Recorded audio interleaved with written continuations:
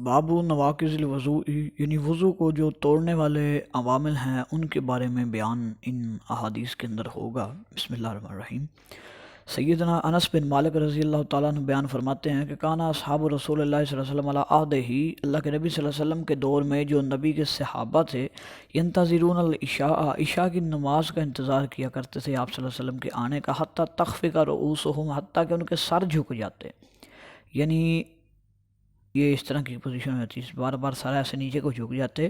ثم یصلون ولا یتوضؤون، وہ نماز پڑھ لیا کرتے تھے اور دوبارہ وضو نہیں کرتے تھے، یعنی کہ اگر کسی بندے کو اس طرح اونگ آتی ہے، یہ اس طرح ہوتا تھا، ہلکا ہلکا وہ ہلتا رہتا ہے،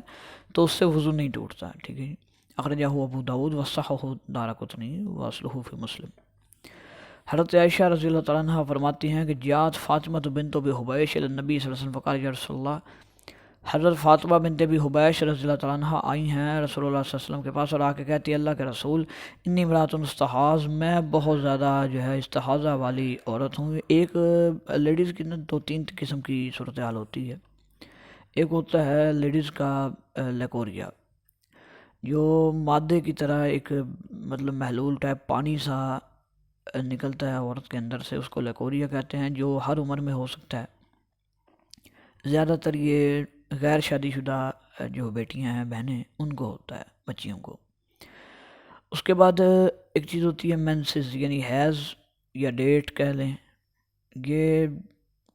بلوغت کی عمر سے لے کے تقریباً 50 کے قریب جب عمر ہو جاتی ہے تب تک یہ آتا رہتا ہے، ٹھیک ہے۔ یہ مہینے میں 3 سے 7 دن تک آ سکتا ہے۔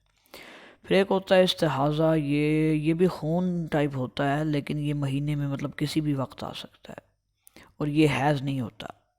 ٹھیک ہے۔ تو یہ جو فاطمہ بنت ابی حبیش تھیں، ان کو یہ مسئلہ تھا استحاضہ کا، تو آ کے اللہ کے رسول صلی اللہ علیہ وسلم سے پوچھتی ہیں کہ میں جو ہے بہت زیادہ استحاضہ والی عورت ہوں، فلا اطہر، میں پاک نہیں رہتی، میں پاک ہوتی ہی نہیں، مجھے خون رکتا ہی نہیں ہے، پورا مہینہ ہی خون آتا رہتا ہے۔ افاد الصلاۃ، کیا میں نماز چھوڑ دیا کروں؟ کالا، آپ نے فرمایا، لا، نہیں، نماز نہیں چھوڑنی، انما ذالک عرق ولیس بحیض، آپ نے فرمایا کہ یہ تو کسی راغ میں سے خون نکل رہا ہے، کسی ناڑ میں سے خون آ رہا ہے، یہ لیس بحیض، یہ حیض نہیں ہے۔ فَإِذَا اقبلت، جب تجھے آئے حیض تو کی حیض، فدائی الصلاۃ، تب نماز چھوڑ دے۔ وَإِذَا ادبرت، جب حیض ختم ہو جائے، فغسلی، یعنی کہ دم، تو تو نے خون وغیرہ صاف کر لینا ہے، ثم صلی، پھر نماز پڑھ، یعنی غسل وغیرہ کر کے پھر نماز پڑھ۔ بخاری شریف کے اندر ہے، ثم توضئی لکل صلاۃ،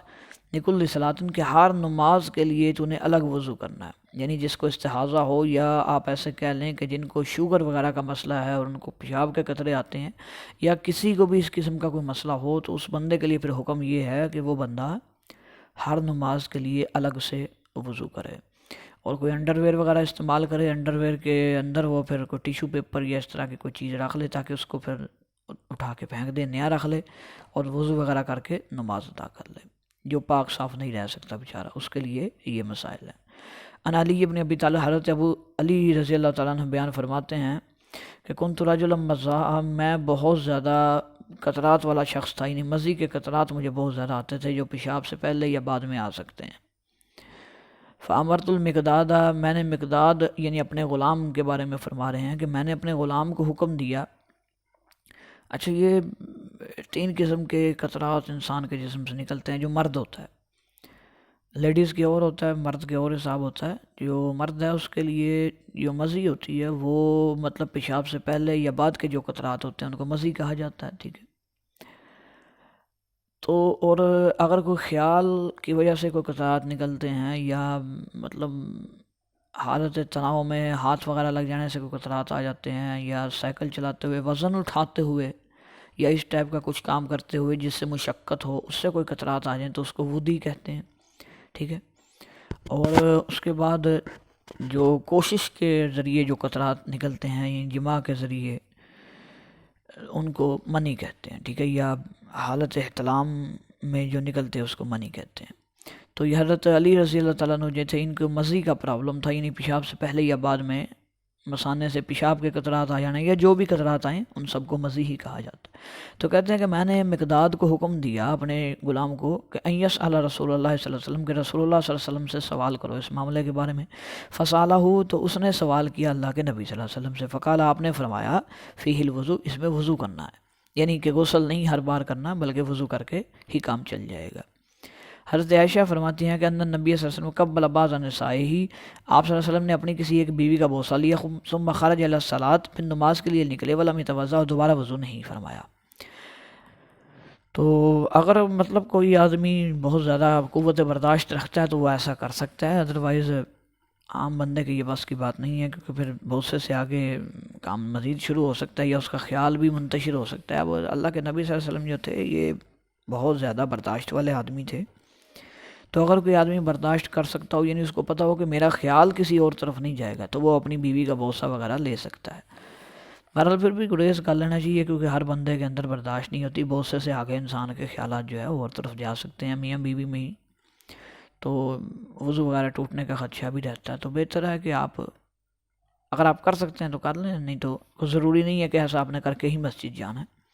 بہرحال یہ نہیں، یہ ایک مسئلہ ہے، مسئلے کی طور پہ یہاں پہ ایک حدیث امام صاحب نے ذکر کر دی ہے کہ ایسے بھی اگر ہو جائے تو اس سے وضو نہیں ٹوٹتا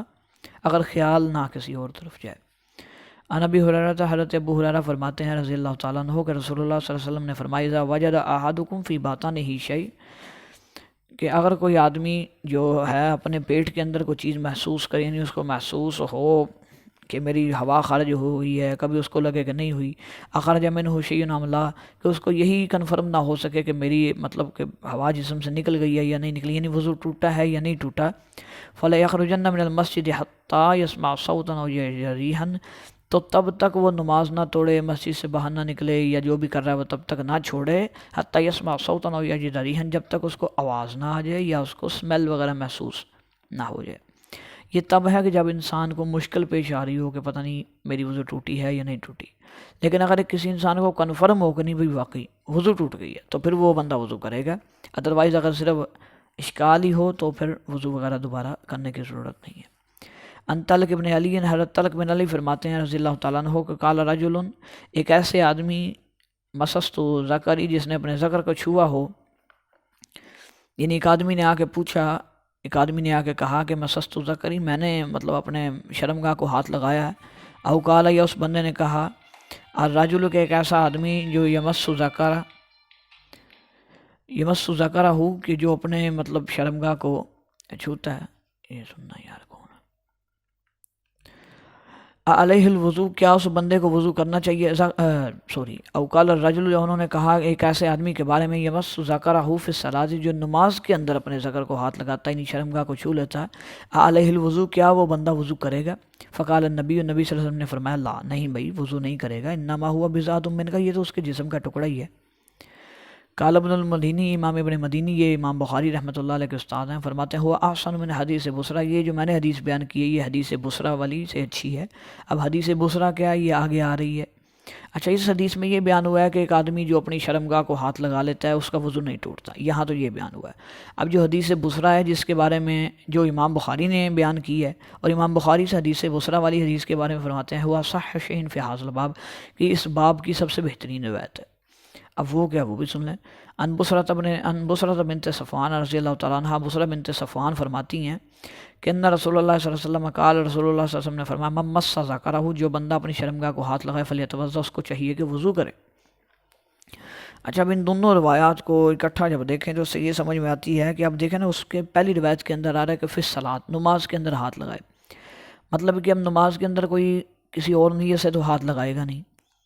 اور نماز کے اندر کپڑے بھی پہنے ہوں گے، یعنی اگر کپڑے پہنے ہوئے ہوں یا بندے کی نیت صاف ہو، مطلب کوئی خیال اس قسم کا نہ ہو ذہن میں،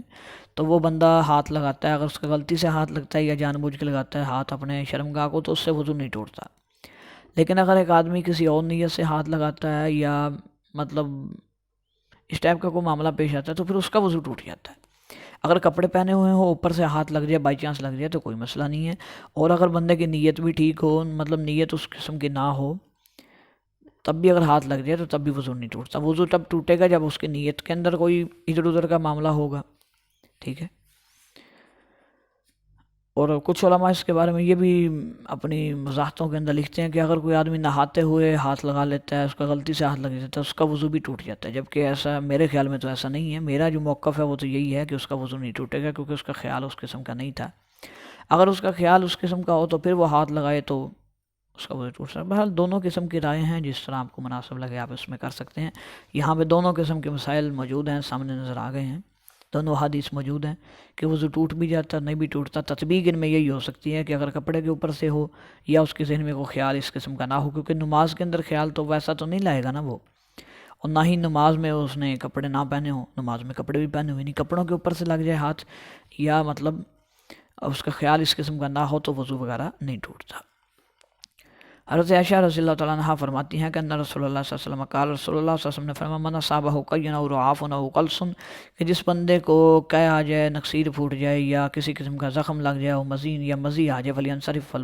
فلیتوضا، وہ بندہ واپس جائے، وضو کرے، ثم لیبنی علی صلاتہ، پھر اپنی نماز کو وہیں سے شروع کرے جہاں سے اس نے چھوڑی تھی، وہ فی ذلک لا یتکلم، اس حالت میں کہ اس نے کوئی کلام نہ کیا ہو۔ لیکن روایت یہ ضعیف ہے، اس کے اندر اسماعیل بن عیاش ایک راوی ہے، وہ ضعیف ہے۔ حضرت جابر بن سمرہ فرماتے ہیں کہ ان رجل سأل النبی صلی اللہ علیہ وسلم توضأ من لحوم الغنم قال ان شئت، ایک آدمی نے رسول اللہ صلی اللہ علیہ وسلم سے آ کے سوال پوچھا کہ اللہ کے نبی کیا میں بکری یا بکرے وغیرہ کا گوشت کھانے کے بعد وضو کروں گا؟ تو آپ صلی اللہ علیہ وسلم نے فرمایا بھی اگر تم چاہو تو وضو کر لو، ٹھیک ہے۔ قال اتوضأ من لحوم الابل، کیا میں اونٹ کا گوشت کھا کے وضو کروں گا؟ آپ صلی اللہ علیہ وسلم نے فرمایا نام، ہاں تم کرو گے۔ اخرجہ مسلم شریف کے اندر یہ الفاظ موجود ہیں۔ تو بہرحال ایک اس کی وضاحت کے اندر موطا امام مالک میں نے پڑھا تھا کہ یہاں وضو سے مراد مکمل وضو نہیں ہے، کلی کرنا بھی کافی ہے، کیونکہ مطلب یہ اونٹ کا جو گوشت ہے اس کے اندر چکنائی زیادہ ہوتی ہے، تو کلی کرنے سے مطلب یا وضو کرنے سے مطلب یہ ہوتا ہے کہ وہ جو چکنائی وغیرہ ہے کلی کے ذریعے وہ ختم ہو جائے، تاکہ نماز کے اندر بار بار وہ بندہ تانگ نہ ہوتا رہے۔ یعنی بکری کا گوشت کھا کے کلی کرنا ضروری نہیں ہے، اونٹ کا گوشت کھا کے جو ہے کلی کرنا ضروری ہے، کلی کرنی چاہیے۔ اگر بندہ کو پورا وضو کرتا ہے تو اس کی اپنی مرضی ہے، ٹھیک ہے کرتا رہے، کر لے، کوئی مسئلہ نہیں، حرج والی بات نہیں ہے۔ بلکہ پیچھے حدیث گزر چکی ہے کہ جو بندہ قیامت کے دن اپنی چہرے کی یا اپنے جسم کی چمک کو بڑھانا چاہتا ہے وہ کثرت سے وضو کرے، وہ زیادہ وضو کرے، مطلب اپنی چمک کو بڑھائے، تو چمک اس طرح ہی زیادہ ہو سکتی ہے کہ بندہ زیادہ وضو کرے۔ حضرت ابو ہریرہ رضی اللہ تعالیٰ عنہ بیان فرماتے ہیں کہ رسول اللہ صلی اللہ علیہ وسلم نے فرمایا من غسل میتا، جو بندہ میت کو غسل دے فلیغتسل، خود بھی غسل کرے، من حملہ، جو اس کو کندھا دے میت کو، فلیتوضا، وہ وضو کرے۔ لیکن امام احمد بن حنبل رحمۃ اللہ علیہ فرماتے ہیں کہ لا یصح فی ھذا الباب شیء، اس باب میں کوئی بھی یہ روایت اس قسم کی جو ہے یہ درست نہیں ہے، یعنی یہ روایت جو ہے یہ درست نہیں ہے۔ ضروری نہیں ہے کہ جو غسل کرے وہ خود غسل کرے پھر جا کے، جو غسل دے میت کو وہ خود غسل کرے، جو میت کو کندھا دے وہ پھر وضو کرے، ایسا کوئی مسئلہ نہیں ہے، یعنی یہ روایت جو ہے صحیح نہیں ہے۔ حضرت عبداللہ بن ابی بکر رضی اللہ عنہ فرماتے ہیں کہ ان فی کتاب الذی، کہ اس کتاب یا اس لیٹر یا اس مطلب خط کے بارے میں فرماتے ہیں کتب رسول اللہ صلی اللہ علیہ وسلم، جو رسول اللہ صلی اللہ علیہ وسلم نے لکھا تھا عمر بن حزم کے لیے، اس کے اندر یہ بات تھی کہ لا یمس القرآن الا طاہر، کہ پاکیزگی کی حالت میں ہی قرآن مجید کو ہاتھ لگایا جائے۔ اب پاکیزگی سے یہاں دو چیزیں مراد ہیں، کہ پہلی چیز تو یہ مراد ہے کہ اگر کوئی بندہ مثلا پیشاب پخانہ کر کے واش روم سے باہر آ رہا ہے، وہ چاہے اس نے ہاتھ دھوئے بھی ہیں وہ گریز کرے، اوائڈ کرے کہ وہ قرآن مجید کو ہاتھ نہ لگائے، ٹھیک ہے۔ اور دوسرا پاکیزگی سے یہاں بھی یہ مراد ہے کہ اگر کسی بندے کو احتلام ہوا ہے یا اس پہ مطلب ویسے ہی غسل واجب ہے، اس کے اوپر غسل واجب تھا، تو وہ بھی اب ناپاکی کی حالت میں ہے، وہ بھی ہاتھ نہ لگائے۔ اب ایک بچہ ہے وہ کسی مدرسہ میں پڑھتا ہے یا درس نظامی یا کچھ بھی ایسا کر رہا ہے، وہ یا وہ عام آدمی بھی ہے، اب وہ مطلب قرآن مجید کی تلاوت کر رہا ہے، بیٹھے بیٹھے اس کا وضو ٹوٹ گیا، تو وہ ہاتھ لگا سکتا ہے، اس کے لیے مسائل یہ نہیں ہے، مطلب وہ اس ناپاکی کی حالت میں نہیں گیا کہ جو حد سے اکبر ہوتی ہے۔ حد سے اکبر یعنی پیشاب پخانہ لگا لیں، حد سے اصغر یہ گیس وغیرہ کا خارج ہونا، ان چیزوں میں مطلب ان چیزوں میں وہ ہاتھ لگا سکتا ہے۔ اگر اس کی گیس وغیرہ خارج ہو گئی، وضو ٹوٹ گیا ہے، تو قرآن مجید پڑھ رہا ہے تو پڑھتا رہے، بہتر تو یہی ہے جی کہ وہ وضو کرے، ٹھیک ہے، سب سے افضل عمل تو یہی ہوگا کہ وہ دوبارہ وضو کر لے۔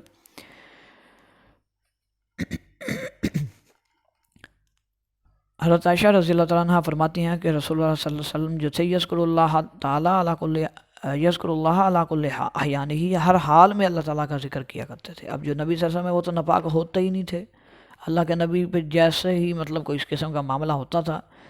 آپ فوراً وضو یا غسل کر لیا کرتے تھے. آپ کے بارے میں تو ناپاکی والا بس مسئلہ ہی نہیں تھا، یعنی آپ تو ہر وقت ہی پاک رہتے تھے، اس لیے آپ صلی اللہ علیہ وسلم جو ہے ہر وقت اللہ تعالیٰ کا ذکر کرتے رہتے تھے. یعنی انسان کو یہاں سے یہ بھی پتہ چلتا ہے کہ انسان کو ہر وقت ہی پاک صاف رہنا چاہیے، غسل وضو جو ہے یہ بنا کے اپنا رکھنا چاہیے. حضرت انس رضی اللہ تعالیٰ عنہ بیان فرماتے ہیں کہ نبی صلی اللہ علیہ وسلم احتجم، اللہ کے نبی نے سینگی لگوائی، یعنی جسے کپنگ تھراپی کہتے ہیں نا، یعنی یہ حجامہ جسے کہتے ہیں. آپ نے یہ لگوایا، وصلی، اور آپ نے نماز پڑھ لی، ولم یتوضا، آپ نے وضو نہیں کیا. اس روایت کے اندر یہ لگن ہوئی، یہ روایت میں صالح بن مقاتل ایک راوی ہے، اس کی وجہ سے یہ روایت کے اندر تھوڑا سا مسئلہ ہے. اور فقال یحدث عن ابیہ لیس بالقوی، یعنی کہ یہ قوی راوی نہیں ہے، اس کا اپنے باپ سے جو سماع ہے وہ صحیح ثابت نہیں ہے. کیونکہ کچھ روایت کے اندر میں نے خود پڑھا ہے، اور بلکہ ہم لوگ اکثر ساتھی جانتے بھی ہوں گے، جو ویڈیو وغیرہ بھی دیکھ رہے ہوں گے ہو سکتا ہے کچھ جانتے ہوں کہ ہمارا اپنا بھی معالج ہوں میں، ہومی اور طب سے تعلق ہے، تو ہم لوگ خود کپنگ تھراپی بھی کرتے ہیں، کبھی کبھار کپ وغیرہ بھی لگاتے ہیں. تو بہرحال ان کے بارے میں حدیث یہی آتی ہے کہ اللہ کے نبی صلی اللہ علیہ وسلم کپ لگوانے کے بعد، یا حجامہ کروانے کے بعد، سینگی لگوانے کے بعد، کپ تو پتہ نہیں اس وقت کس قسم کے ہوتے ہوں گے، یعنی کیا اس کا طریقہ تھا وہ اور تھا، اب ذرا دور جدید ہے، اس کے طریقے اور ہو گئے ہیں. تو بہرحال اللہ کے نبی نے سینگی یا حجامہ لگوانے کے بعد غسل فرمایا ہے، صدقہ کیا ہے. یعنی غسل کرنا اور صدقہ کرنا جو ہے یہ طریقہ ہوتا ہے کہ اگر کوئی حجامہ لگواتا ہے، سینگی لگواتا ہے، پچھنا لگواتا ہے، تو اس کے بعد وہ غسل کرے اور پھر صدقہ وغیرہ دے جو حسب توفیق ہو. حضرت معاویہ رضی اللہ تعالیٰ عنہ بیان فرماتے ہیں کہ رسول اللہ صلی اللہ علیہ وسلم نے فرمایا العین وقاء الصحی، آنکھ جو ہے یہ دبر کا تسمہ ہے. فإذا نامت العینان استطلق الوقاء، کہ جب بندہ سو جاتا ہے، آنکھیں سو جاتی ہیں تو بندے کو پتہ نہیں چلتا تسمہ ٹائٹ ہے کہ ڈھیلا ہے. یعنی کہ جب انسان سو جاتا ہے تو انسان کو نہیں پتہ چلتا کہ میری ہوا وغیرہ جو ہے وہ خارج ہوگی یا نہیں ہوگی. یہ نہیں ہے کہ کوئی بندہ وضو کر کے پکی گہری نیند سو جائے، اس کے بعد اٹھ کے کہے کہ جی میرا وضو تو ہے. بھائی ایسا نہیں کرنا چاہیے، دوبارہ وضو کرنا چاہیے. ابو داؤد شریف کے اندر ہے کہ حضرت عبداللہ بن عباس سے ہے کہ انما الوضوء، کہ وضو جو ہے علی من نام مستجن، جو بندہ چت لیٹ کے سوتا ہے، یعنی سیدھا لیٹ کے سو جاتا ہے، اس کے اوپر وضو ہے. لیکن اس کے اندر ایک راوی ضعیف ہے، اسنادہ حذیف، اس کی روایت کے جو سند ہے اس کے اندر ضعف موجود ہے. تو بہرحال یہ بالمعنی روایت ٹھیک بھی لگتی ہے کہ جو بندہ چت لیٹ کے سوتا ہے، چت لیٹ کے ظاہری بات ہے گہری نیند میں چلا جاتا ہے. بہرحال مسئلہ یہ ہے کہ جس بندے کو نیند آ جائے اور وہ گہری نیند میں ہو، چت لیٹ کے ہو یا کروٹ کے بل ہو جائے، جس طرح بھی ہو، جو بندہ گہری نیند کے اندر چلا جائے وہ بندہ پھر جو ہے وضو دوبارہ کرے گا نماز کے لیے. حضرت عبداللہ بن عباس رضی اللہ تعالیٰ عنہما بیان فرماتے ہیں کہ رسول اللہ صلی اللہ علیہ وسلم نے فرمایا یاتی احدکم الشیطان، تم میں سے کسی ایک کے پاس شیطان آتا ہے فی صلاۃ ہی، نماز کے اندر، یعنی نماز میں شیطان تنگ کرنے آتا ہے. کیسے تنگ کرتا ہے؟ ینفخ فی مقعدتہ، وہ اس کے تشریف میں یعنی بیٹھنے کی جگہ پہ جو ہے پیچھے ہپ پہ وہ پھونک مار دیتا ہے شیطان. فیخیل الیہ انہ احدث، اور اس کے ذہن میں یہ خیال ڈالنے شروع کر دیتا ہے کہ بھئی تیری وضو ٹوٹ گئی ہے. پھونک خود مارتا ہے، جا کے اس کے ذہن میں خیال آتا ہے. بعض دفعہ ایسے ہوتا ہے نا، انسان کو لگتا ہے کہ یہ لگتا ہے وضو ٹوٹ گیا، لیکن وضو ٹوٹا نہیں ہوتا. ولم یحدث، حالانکہ وہ بندہ بے وضو نہیں ہوا ہوتا، اس کا وضو نہیں ٹوٹا ہوتا. تو اللہ کے نبی نے فرمایا جب کسی کے ساتھ ایسا معاملہ پیش آ جائے، یعنی اس کو مشکل سی بن جائے، فَإِذَا وَجَدَ ذَلِكَ فَلَا يَنصَرِفْ، تب تک وہ نہ لوٹے، اپنی نماز کو ختم نہ کرے، اپنی نماز نہ توڑے، حَتَّى يَسْمَعَ صَوْتًا أَوْ يَجِدَ رِيحًا، جب تک اس کو آواز نہ آ جائے یا وہ کسی قسم کی اسمیل وغیرہ محسوس نہ کرے. اب یہ نہ ہو کہ اس کو خود آواز نہ آئی، وہ اس کے کانوں کا مسئلہ ہو اور اسمیل اس کی نہ اس کو آ رہی ہو، اس کے ناک کا مسئلہ ہو، تو لوگوں کا ستیہ ناس ہوا پڑا اور وہ کہے نہیں مجھے تو ہوا ہی کچھ نہیں، مجھے تو پتہ بھی نہیں چلا. ایسا نہیں، اگر اس کو پتہ چل جاتا ہے کہ نہیں بھائی واقعی میرا وضو ٹوٹ گیا، پھر تو وہ نماز توڑ رہے، دوبارہ وضو کرے، نئی نماز شروع کرے پھر. لیکن اگر کسی بندے کو کنفرم ہے کہ نہیں بھائی وضو لگتا ہے نہیں ٹوٹا، کوئی ایسا مجھے نہیں لگ رہا کہ میرے ساتھ کچھ ہوا ہے، بس ویسے ہی اس کے ذہن میں خیال آتے ہیں کہ نہیں ہو گیا، یہ ہوا، ہو گیا، نہیں ہوا، تو ایسے کے اندر وہ جو ہے نماز نہیں چھوڑے گا. ٹھیک ہے. حاکم کے اندر ہے کہ حضرت ابو سعید خدری رضی اللہ عنہ سے مرفوعاً ہے کہ اللہ کے نبی سے وہ بیان کر رہے ہیں، اللہ کے نبی کے ریفرنس سے بیان کر رہے ہیں کہ اذا جاء احدکم الشیطان، جب تم میں سے کسی ایک کے پاس شیطان آئے، فقال انک احدثت، اور شیطان اس کے ذہن میں یہ خیال ڈالنے شروع کر دے، بار بار خیال ڈالتا رہا کہ تیری تو وضو ٹوٹ گئی ہے، تیری تو وضو ٹوٹ گئی ہے، تیری تو وضو ٹوٹ گئی ہے. فلیقل، تو وہ پھر بندہ اپنے جی میں یہ بات کہہ لے کذبتا، وہ شیطان تو نے جھوٹ بولا ہے، یعنی نماز کے اندر کذبتا، وہ اپنے منہ، یہ نہ وہ اونچی آواز سے کہے کذبتا، اونچی آواز سے نہیں کہنا بلکہ عام جیسے وہ نماز پڑھ رہا ہے، منہ کے اندر نماز پڑھ رہا ہے، ویسے منہ میں کہہ لے کذبتا، کہ شیطان تو جھوٹ بول رہا ہے. ابن حبان شریف کے اندر یہ الفاظ ہیں کہ فلیقل فی نفسہ ہی، وہ اپنے جی میں کہی نہیں، اونچی آواز سے نہ کہے، بلکہ اپنے دل میں یہ بات کہہ لے کذبتا، کہ شیطان نے جھوٹ بولا ہے. تو اس سے کیا ہوگا کہ شیطان پھر دفع ہو جائے گا. جی تو یہ تھے آداب باب نواقض الوضو، یعنی کہ وضو توڑنے والے اعمال جو تھے. اب ہیں باب آداب القضاء الحاجہ، باب آداب قضاء الحاجہ کے قضاء حاجت کے جو آداب ہیں وہ کیا ہوتے ہیں.